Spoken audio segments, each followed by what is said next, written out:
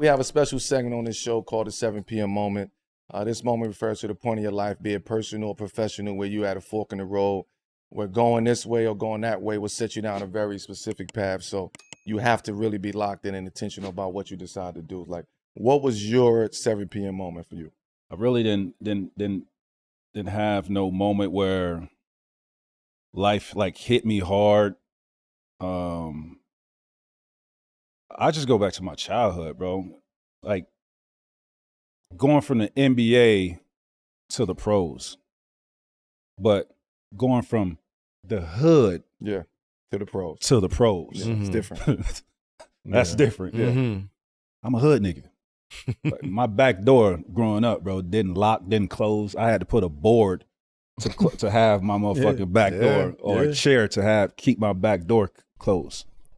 So you can only imagine a hood kid at 18 years old going into millions of dollars, where growing up, I didn't learn anything about financial literacy. Like no one taught me this. The highest, salary in my family probably is $35,000, $40,000. You see what I'm saying? Had to raise myself in terms of mom going to work, grandma going to work. I got to get myself up as a kid to go to school, get myself dressed, food, walk to school, walk across major highways. This is at 8, 9 years old. Like, this is shit I was doing 10 years old. Yeah. So that was challenging for me. And then, coming into millions of dollars, sign a big contract with the Raptors, and then sign a big contract with Adidas. How you juggle all this shit, man? Yeah. How you do this at 18 years old, bro? How you maneuver through that? Like, that was the challenge for me. So I had good support system, but it was a challenging fucking time, bro. Yeah. To really maneuver through having that much money and where I came from. Just didn't know how to handle that. Yeah. Was there a specific time, like maybe in your rookie year, maybe after the Adidas deal, where you sort of felt that you had it under control as far as I never felt, no. Yeah. When in my earlier days, I never felt like I had it under control, ever. I was trying to control it the best way I possibly could, because I didn't have the knowledge. Right? I'm young. I didn't have the knowledge. I'm just maneuvering through this shit just by trial and error, trying to figure it out as I go. But having Kobe at the time, right? I could pick up the phone, call Kobe, right? Because he's somebody that I leaned on, religiously at that time. Very intelligent person, right? He's very grounded. He comes from a two-parent home. Like, his structure and my structure is totally two different structures. I needed to have that conversation and learn from him, who had the structure and had the intelligence to help me maneuver through this bullshit that I know nothing about. Right. So it was good that, we had the same agency. We both was Adidas guys at the time, but I could just pick up the phone and call my man and be like, yo, I'm struggling with this. What should I do? And he was, so gracious enough to give me the game. And that was through our whole career.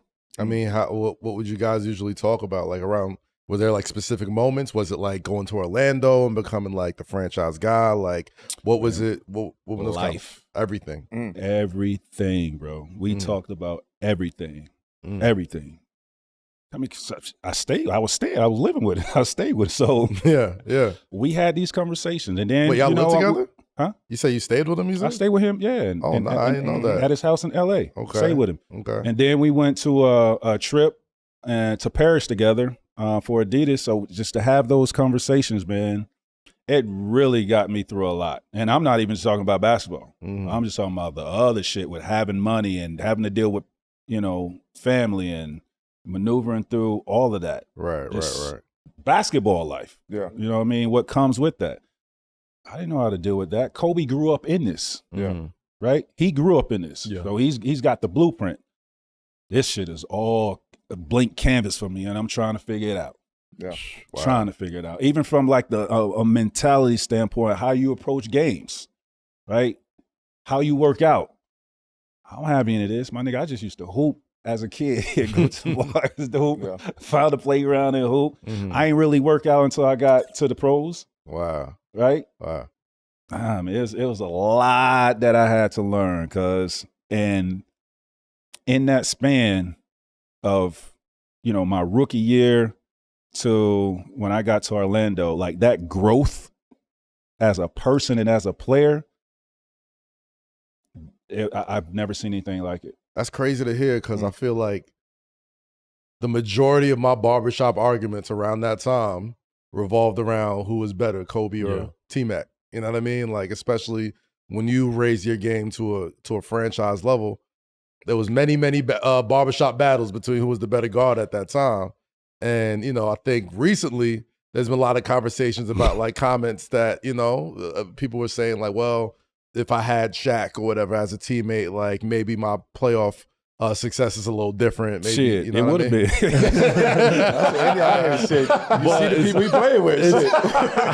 I think people forget that like there's a real relationship there too. Outside of the competitiveness that's that a you have brotherhood. as a player. That's a brotherhood That's there. different. Like there ain't just no friendship. Like that's a brotherhood. Like I call his mom my auntie, bro. You know what I mean? I call his mom and his dad my auntie and my uncle. Like that's and his sisters. Like that's family to me. But yeah, so it was. I think when you don't know the relationship, and it's the internet, you don't know the relationship, and then you so attached to an individual of his greatness that you can't accept anything, right? And that's what it was. But I get it.